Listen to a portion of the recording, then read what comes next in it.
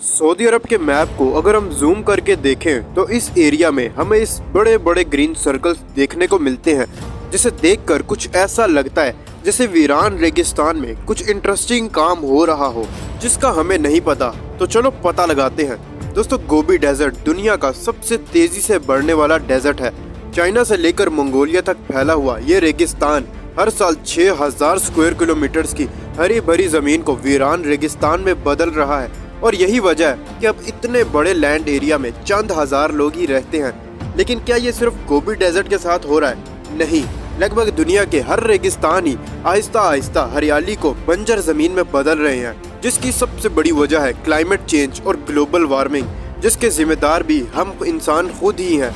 लातादाद दरख्तों को काटना और धड़ाधड़ इंडस्ट्रीज पे इंडस्ट्रीज लगाना माहौल की बहुत ही ज्यादा खराब कर रहा है। दोस्तों, ये इंसान की बनाई हुई ऐसी तबाही है जिसे डेजर्टिफिकेशन का नाम दिया गया है। एक्सपर्ट्स का मानना है कि डेजर्टिफिकेशन का रेट इतना स्पीड से बढ़ रहा है कि 2050 तक अर्थ का 25% हिस्सा बंजर और नाकारा जमीन में बदल जाएगा। और हैरानकुन तौर पर साल 2100 तक ये रेट 50% तक पहुंच जाएगा।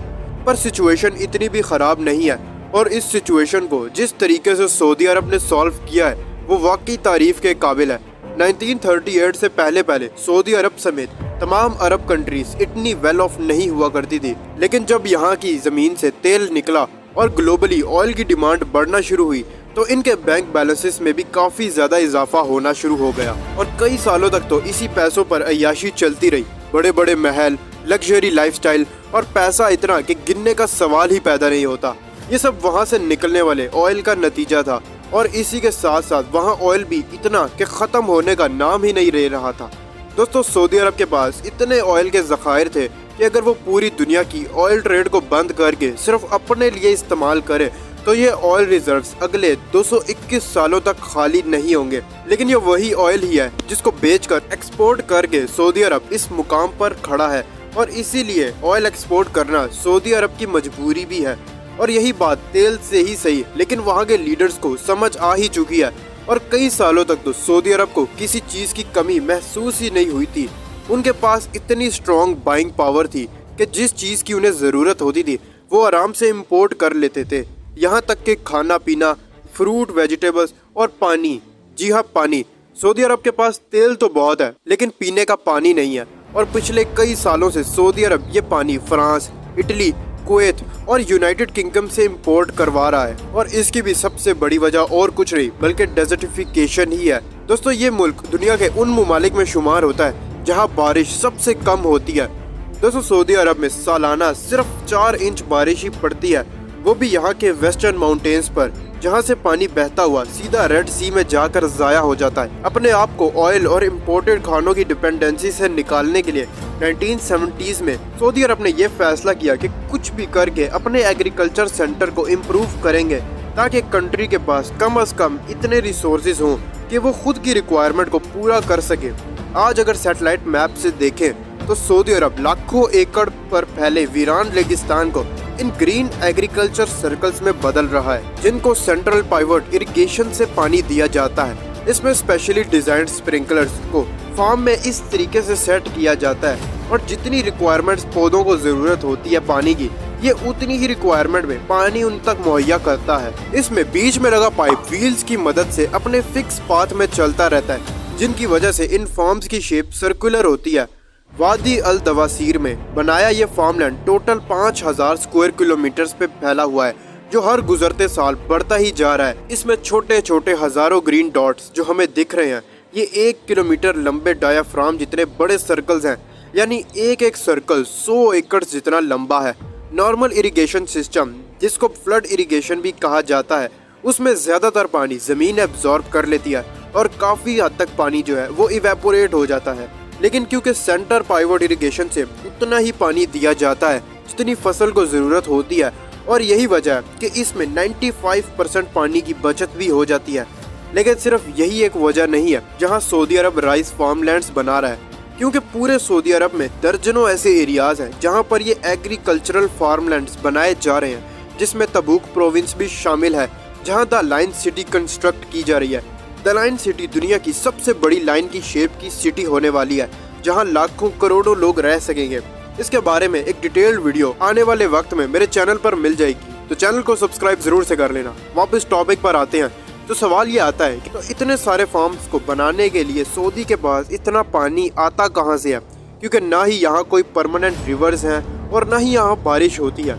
1970s में लीबिया के बाद सऊदी ने भी डेजर्ट के नीचे पानी ढूंढना शुरू किया और उन्हें ज्यादा नहीं, सिर्फ 480 क्यूबिक किलोमीटर पानी ही मिला था।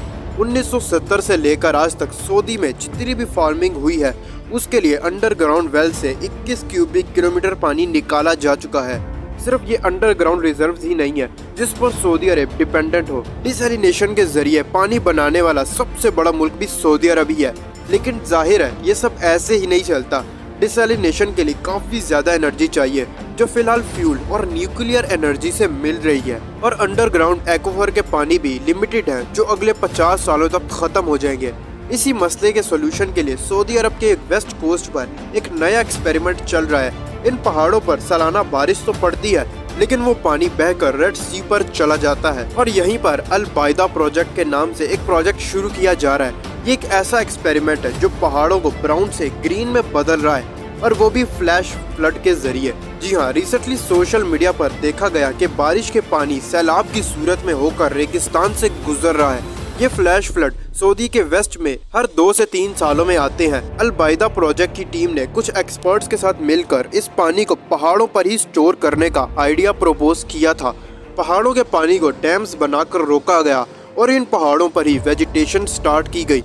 पानी जो पहले स्पीड से पहाड़ों से गिरकर समंदर में चला जाता था, ऐसे ट्रेसेस बनाने से अब उसकी स्पीड काफी कम हो जाती है और वहाँ पर ग्रो हुई वेजिटेशन उसे एब्जॉर्ब कर लेती है। इससे पानी जाया होने की बजाय पहाड़ों को ग्रीन कर रहा है, जो यहाँ आप देख सकते हैं। इसी के साथ साथ रेगिस्तान को हरा भरा बनाने के लिए और ज्यादा बारिश बरसाने के लिए सऊदी अरब मास लेवल पर सोलर पैनल्स और विंड इंजन्स लगा रहा है। लेकिन सोलर फार्म्स तो सूरज के जरिए इलेक्ट्रिसिटी बनाते हैं, इनका बारिश के साथ क्या लेना देना है।